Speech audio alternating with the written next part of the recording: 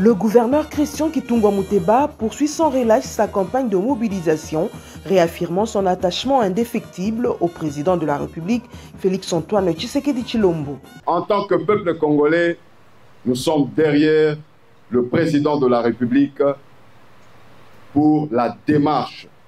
La démarche est celle, si négociation il y a, c'est reprendre le chemin de Luanda. Entre le Rwanda, je ne parle même pas de négociations, mais de discussions entre le Rwanda et la RDC, qu'ils nous disent qu'est-ce qu'ils ont encore oublié en RDC pour qu'on puisse faire la part des choses. Devant les forces vives de sa province, sous tendances confondues, autorités politico-militaires et coutumières, le patron du Tanganyika a d'un ton ferme condamné l'agression rwandaise sous couvert du M23 AFC à l'est de la RDC. C'était une véritable mobilisation, un réarmement moral du gouverneur Christian Kitungwa Muteba qui appelle sa population à la vigilance, au patriotisme, à bannir la peur et le tribalisme pour barrer la route à l'ennemi. Ici, dans le Tanganyika, vous vous êtes mobilisés pour marcher et soutenir le chef de l'État, Félix Tshisekedi, le FRDC et le vaillant Wazalendo. Mais malheureusement, la situation qui a suivi par la suite à Kinshasa, le pillage des infiltrés qui ont détourné le regard du peuple congolais, cela a conduit à ce que le vice-premier ministre et ministre de l'Intérieur, Jacques Chabani, nous a demandé de surseoir. Surseoir la marche de soutien que nous avions organisée à cette époque avec vous, peuple tanganyikais, principalement à Kalemi, et ça allait suivre dans des territoires.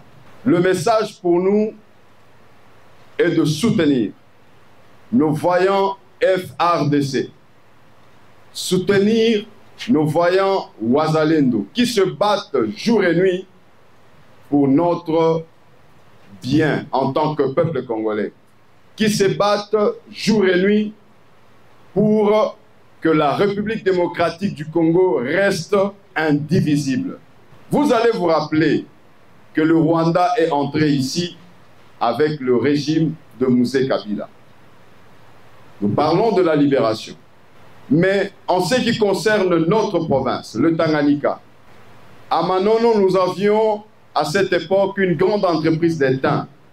Quand bien même que c'était aux arrêts, vous vous souviendrez que le Rwanda avait emporté l'usine de l'étain vers chez eux.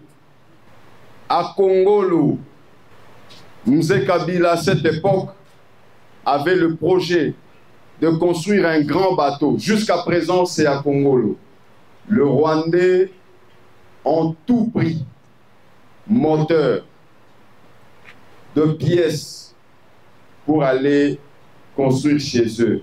Est-ce que cette fois-ci, nous allons encore accepter que ces mêmes Rwandais viennent nous prendre tout ce que nous avons eu à mettre en place en termes de développement? Ça, nous disons N-O-N. Ça ne passera pas. En tant que peuple congolais, nous sommes derrière le président de la République, tel que vous êtes là. Chacun doit commencer à mobiliser. Chacun doit commencer à informer nos jeunes. Ils sont venus ici, nous avons démantelé certains réseaux.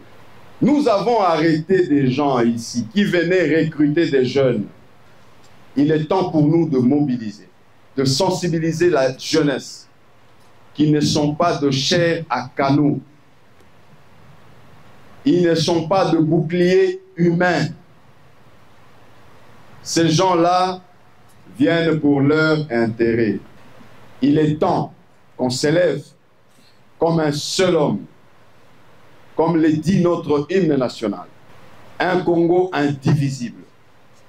Mes chers frères, il est temps que l'on ouvre l'œil et le bon.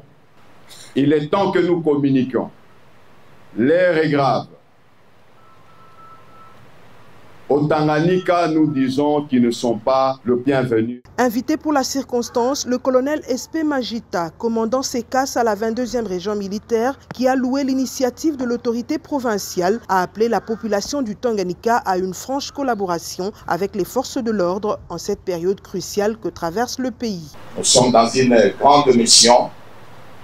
Je dis merci à notre Dieu parce que quand le gouverneur était en train de parler, je sentais des choses bouillonner en moi et je me disais oui, c'est en cette période ici que nous pouvons connaître ceux qui sont réellement avec nous et ceux qui sont avec le président de la République, son Excellence Félix-Antoine Tshisekedi Tshilombo, ainsi que les forces armées.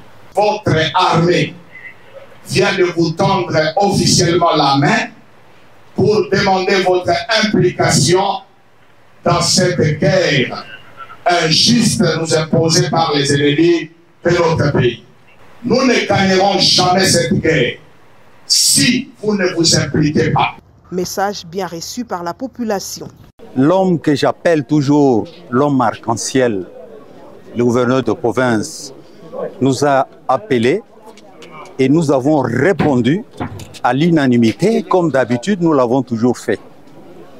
Eh bien, le message qui nous a été transmis, c'est un message qui a percé le cœur et les esprits. C'est un appel patriotique. Nous devons encore reprendre et surtout avoir l'amour de la patrie. Et pour sceller cette rencontre, l'exécutif provincial, les hommes en uniforme ainsi que la population se sont serrés la main en prière, signe d'unité et de détermination pour la défense de cet héritage commun qu'est la République démocratique du Congo.